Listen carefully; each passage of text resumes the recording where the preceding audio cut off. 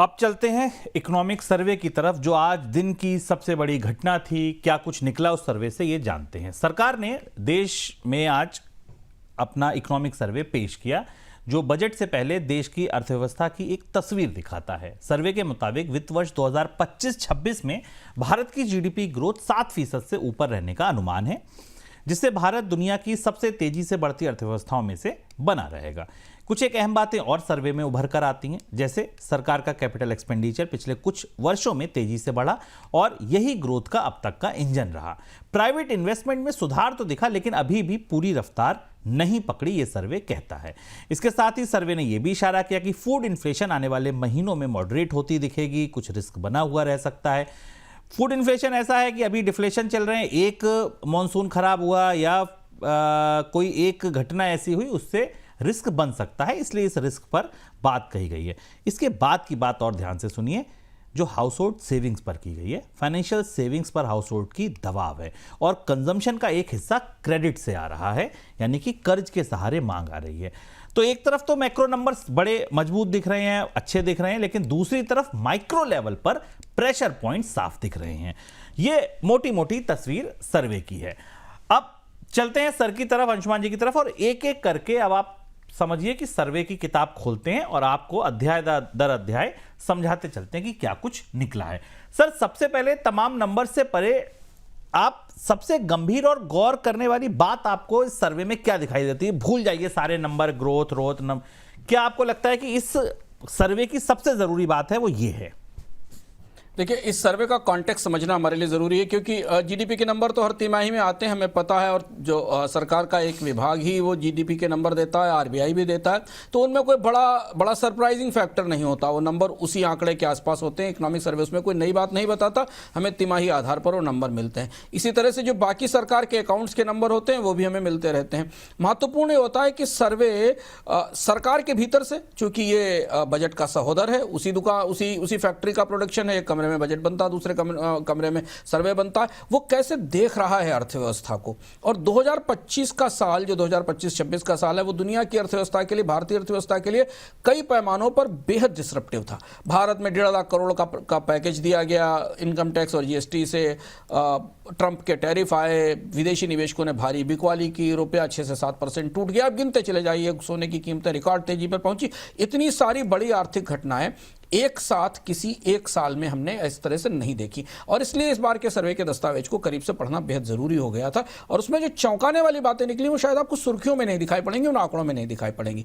सबसे महत्वपूर्ण बात ये, जो कि ये सर्वे रेखांकित कर रहा है, सरकार इससे सहमत है कि नहीं है, लेकिन सर्वे ने यह कहा है कि दुनिया में अब जो 2/3 ट्रेड है, वो जिन वैल्यू चेन से एम्बेडेड है, वो दोबारा बदली जा रही है। ध्यान से सुनिएगा, इसका बड़ा असर है। उस वैल्यू चेन में भारत कहां है, ये हम आगे कभी चर्चा में बताएंगे, लेकिन सर्वे ने जो सबसे बड़ी बात है कही कि दुनिया का 2/3 ट्रेड जिन वैल्यू चेन्स के पास, सप्लाई चेन्स के पास है, उनके पूरे कील कांटे बदले जा रहे हैं, और इसका बड़ा असर उठापटक के तौर पर भारतीय अर्थव्यवस्था पर भी बाकी जगह दिखाई दिया है। दूसरा इसमें स्वीकार किया गया कि 50% का जो टैरिफ आया था, देखिए सरकार के लोग बराबर ये कह रहे थे कि जो टैरिफ लगेगा तो भारतीय अर्थव्यवस्था पर कोई असर नहीं पड़ेगा। सर्वे कह रहा है कि 50% के जो टैरिफ आए हैं, उससे भारत का मर्चेंडाइज एक्सपोर्ट 12% टूटा है। आप सुनिए, एक नैरेटिव हमको शुरू में दिया जाता था कि भारतीय अर्थव्यवस्था पर तो कोई असर नहीं पड़ता है क्योंकि हम तो घरेलू खपत पर हैं। सर्वे ने कहा 12% की गिरावट दिखाई देती है। और तीसरी जो चीज ग्लोबल ट्रेड सिस्टम को लेकर कही गई कि पूरी दुनिया का ट्रेड सिस्टम बदल रहा है और उसका बड़ा असर दिख रहा था। ये पहली बात हुई।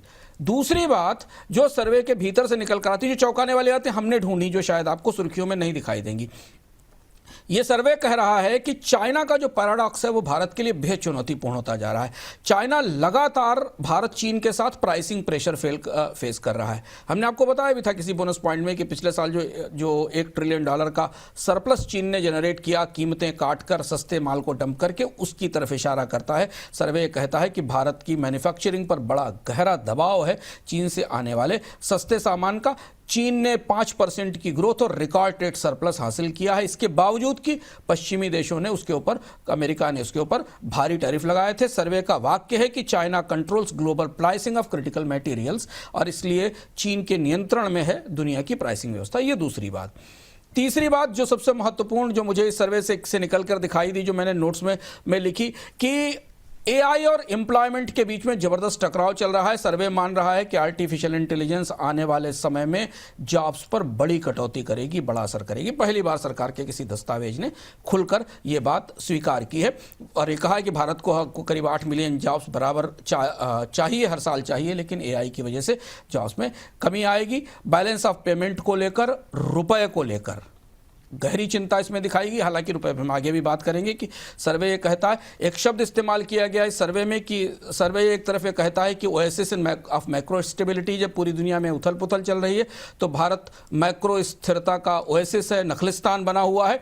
लेकिन सर्वे ये भी कह रहा है कि जो मौजूदा वर्ल्ड ऑर्डर है वो रिलेवेंट नहीं है, यानी जो जिस व्यवस्था में हम देख रहे हैं, चाहे वो डोनाल्ड ट्रंप की व्यवस्था हो या बाजारों की व्यवस्था हो, वो रिलेवेंट नहीं है। तो इन दोनों बयानों में हमें कोई तालमेल नहीं दिखाई दिया सर्वे के भीतर। बाकी तो आंकड़े जो आपके सामने हैं वो 6.8 से 7.2% की ग्रोथ के हैं, जो थोड़ा लोअर साइड में है, जो इस बात की तरफ इशारा कर रहा है तमाम सवाल लगा के, तमाम इफ बट और किंतु परंतु के साथ, कि ग्लोबल डिसऑर्डर अगर आएगा तो भारत की आर्थिक विकास दर में गिरावट आएगी। ये मोटी मोटी चीजें जो हमने आपको बताई, जो सर्वे के भीतर पंक्तियों के मध्य बिटवीन द लाइंस निकल कर आती है। तो सर, बजट का क्या हाल है? यही सबसे बड़ी चेतावनी छिपी है जो आपने बताई, और इन्हीं को बजट जवाब देगा? सबसे खतरनाक चेतावनी फिस्कल नंबर्स में छिपी हुई है। हालांकि उस पर विस्तार से भी हम बात करेंगे बजट के बाद। हम आप कोशिश करेंगे कि आपको अर्थम में बताएं कि जो सबसे खतरनाक बात ये सर्वे बता रहा है वो क्या है। वो सर्वे ये बता रहा है कि पहली बार ऐसा हो रहा है जब राज्य सरकारें और केंद्र सरकारें एक बराबर कर्ज ले रही हैं, यानी जो sovereign power of debt supply है मार्केट में, वो केंद्र के हाथ से निकलकर राज्यों के पास निकल गया। आंकड़ा बड़ा चौंकाने वाला है। जो नेट बोरोइंग राज्य सरकारों की है वो करीब $9 ट्रिलियन होगी, 9 लाख करोड़ रुपए होगी, और राज्य केंद्र सरकार की करीब 10 से 10.5 लाख करोड़ रुपए के आसपास होगी। राज्यों की परिस्थिति बेहद जटिल है। लोक लुभावन खर्चों को लेकर टिप्पणी की गई है। अब ये कहना मुश्किल है कि ये खर्चे राज्य सरकारें केंद्र को देखकर करती हैं, किस तरह से करती हैं, लेकिन पहली बार सर्वे ने यह कहा है कि राज्य सरकारों की अर्थव्यवस्था और उनका कर्ज संभालने काबिल नहीं बचा है, बेहद खतरनाक परिस्थिति में है। यह बात नहीं कहेगी कि जीएसटी में कटौती के कारण इसका असर हुआ है, लेकिन यह सबसे चेतावनी वाली बात है। राजकोषीय घाटे को लेकर, इस बात को लेकर आश्वस्ति जाहिर की गई है कि केंद्र सरकार अपना राजकोषीय घाटा रोक सकती है, लेकिन जो राज्य लेवल की खर्च है, राज्यों की जो बड़ी का दबाव है, वो भारत की साख पर, बाजार पर असर कर सकता है। और वो हमें दिख रहा है कि कैसे, देखिए इस आखिरी तिमाही की बोरोइंग ने शुभम पूरा का पूरा आरबीआई का जो मॉनेटरी रेट कट का ट्रांसमिशन था वही तोड़ दिया, ध्वस्त कर दिया। तो वो बात इसमें इशारे में कही गई, और जो आने वाले दिनों में शायद केंद्र सरकार के लिए बड़ी चुनौती होगी। हालांकि स्पष्ट रूप से वित्त आयोग की रिपोर्ट की तरफ कोई इशारा सर्वे में हमें नहीं मिला, जितना हम डॉक्यूमेंट को पढ़ पाए, लेकिन ये यहाँ से सबसे खतरनाक चुनौती कि केंद्र सरकार अगर अपना राजकोषीय घाटा ठीक भी कर ले, राज्य सरकारों के घाटे और उनका कर्ज बेहाथ रहेगा। और चूंकि पूरे देश के कर्ज को देखा जाता है, तो आप मोटा संकेत समझिए कि भारत की रेटिंग या आउटलुक में जो थोड़ा बहुत बदलाव हमने पिछले दिनों में देखा है, उस पर फिर आने वाले समय में खतरा आ सकता है। ये आंकड़े भीतर से बताते हैं। सर, रुपया, सीईए कह रहे हैं कि रुपए पर नींद नहीं खराब होनी चाहिए, रुपया अपनी ताकत के हिसाब से बहुत मजबूत है। क्या कहना चाह रहे हैं? यह बड़ा दिलचस्प है। इसमें इसको पढ़ के मुझे समझ में नहीं आया कि सर्वे में, दरअसल सर्वे कहना रुपए को लेकर क्या चाहता है और सीए ने बाद में क्या कहा। रुपए, ये कहा गया कि सर्वे कह रहा है, एक शब्द इस्तेमाल करता है कि रुपए स्ट्रेटेजिक अंडर वैल्यूएशन में है, ये माना जा रहा है। लेकिन कहीं ना कहीं ये सर्वे रुपए की जो करेंसी क्रेडिबिलिटी है, जो टूट रही है, उसे छिपाने की, ढकने की कोशिश करता है। पूरे आंकड़े और पूरे तथ्य जो रुपए को लेकर कहे गए, उनको पढ़ने की कोशिश की, बाद में सीए की प्रेस कॉन्फ्रेंस को भी समझने की कोशिश की। ये बात इशारों में कही गई है कि आरबीआई का इंटरवेंशन $400 बिलियन से घट के अब $44 बिलियन के आसपास आ गया है, क्योंकि रिजर्व बैंक किसी भी सीमा तक रुपए को अब नहीं बचा सकता, और इसीलिए वो जो ट्रेजेक्ट्री बदली गई कि रुपए को गिरने दिया जाएगा, ये साफ दिखाई दे रहा है। ये इशारा किया गया कि जब तक एफपीआई या विदेशी निवेशकों का निवेश नहीं आएगा, एफडीआई नहीं आएगा, तब तक रुपया रुपया मजबूत नहीं होगा। लेकिन रुपए को अंडर वैल्यूड कहना और ये कुछ इसकी कुछ तस्वीर हमें समझ में नहीं आई। आर्थिक सर्वे ये इशारा जरूर कर रहा है कि आने वाले समय में करंट अकाउंट डेफिसिट ऊंचा रहेगा, जिस वजह से रुपए पर दबाव बना रहेगा। तो रुपए को लेकर एक तरह से पहले आरबीआई ने गिव अप किया और फिर ऐसा लगता है जैसे कि इकोनॉमिक सर्वे ने भी गिव अप कर दिया है। इस तरह कोई बड़ा हस्तक्षेप रुपए की कीमत को रोकने के लिए आने वाले दिनों में दिखाई नहीं देगा। सब इस पर निर्भर है कि बाजार अच्छा चले और विदेशी निवेशक पैसा लाना शुरू करें या एफडीआई आना शुरू करे। और चूंकि उसकी बात सर्वे ने शुरुआत में कह दी कि ग्लोबल डिसऑर्डर है, पूरी दुनिया में सप्लाई चेन डिस्टर्ब हो रही है, तो रुपए को लेकर आप इससे एक संकेत लेकर जाइए कि रुपया तो अब अपने हिसाब से ही चलेगा। दोनों सरकार के दोनों हाथ, वित्त मंत्रालय और आरबीआई मिलकर इसे फिलहाल बचाने के लिए कुछ बड़ा उपक्रम करेंगे, ऐसा सर्वे संकेत नहीं देता है। बिल्कुल सर, गोल्ड लोन और गोल्ड इंपोर्ट पर सर्वे क्या बोलता है? ऐसा लग रहा है इसे कुछ सूझ नहीं रहा। यह भी बड़ा दिलचस्प है। गोल्ड को लेकर सर्वे ये तो कह रहा है कि भारत में करीब 125% की ग्रोथ है गोल्ड बैक लोन में, जो ये बता रहा है कि जो मोमेंटम है कंजम्पशन का, उसको फाइनेंस करने के लिए लोग सोने के बदले कर्ज ले रहे हैं। लेकिन एक तरफ ये बात कह रहा है कि भारत का बैलेंस ऑफ पेमेंट खराब हुआ है गोल्ड के इंपोर्ट के कारण, लेकिन कुछ सुझाव, कुछ समाधान सा नहीं दिखता इसमें। ऐसा लगता है जैसे यहां भी सर्वे कहने की कोशिश कर रहा है कि जो स्ट्रक्चरल डिमांड है, जो इकोनॉमिक कंडीशंस हैं, वो बता रही हैं कि सोने की कीमतों में आने वाले दिनों में तेजी बनी रहेगी। सरकार इसमें जो हाउस होल्ड प्रेफरेंसेस हैं सोने के बदले कर्ज लेने की, इसमें कोई बड़ा दखल नहीं दे सकती। और यहां से फिर वही बात, इशारा जो रुपए के लिए अच्छा नहीं है कि रुपए अगर सोने का इंपोर्ट इसी गति से बढ़ता रहा जो हमने पिछले साल देखा है, तो करंट अकाउंट डेफिसिट ऊंचा रहेगा। तो सोने को लेकर भी कोई बड़ा स्पष्ट रणनीति नहीं दिखाई दी सर्वे में। सरकार अगर कुछ बजट में करती, उम्मीद की जा रही है कि शायद सरकार बजट में सोने के इंपोर्ट को लेकर कोई दखल करेगी कि नहीं करेगी, दोनों तरीके की बातें सुनने को आ रही हैं। पर सोने की बढ़ती डिमांड, इंडिया में रिकॉर्ड कीमत, ईटीएफ में बड़ा निवेश, इस पर और खासतौर से गोल्ड लोन को लेकर सर्वे बड़ा बिनाइन सा है, कोई सीधा संकेत, इशारा नहीं देता है। सर, 2047 विकसित भारत का कोई रोड मैप, इसे आपको समझ आया पढ़ के कि कुछ दिखता है? आमतौर पर ऐसी बातें सर्वे में लगातार होती हैं, दिखती हैं। एक लंबा रोड मैप बताया गया है, बड़े बड़े शब्दों का इस्तेमाल किया गया, high inclusive, environmentally sustainable growth, transformation of consumption, production patterns, technology, policy reforms, इस तरीके की तमाम बातें कही गई हैं। क्लाइमेट एक्शन को भी बीच में लाने की कोशिश की गई है। पर रोड मैप बड़ा अच्छा है विकसित भारत को बनाने का।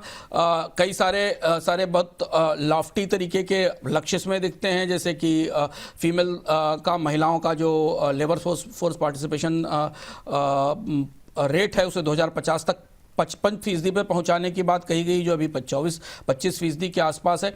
लेकिन ये पूरा जो रोड मैप है, इसके साथ ऑपरेशनल प्लान मिसिंग है।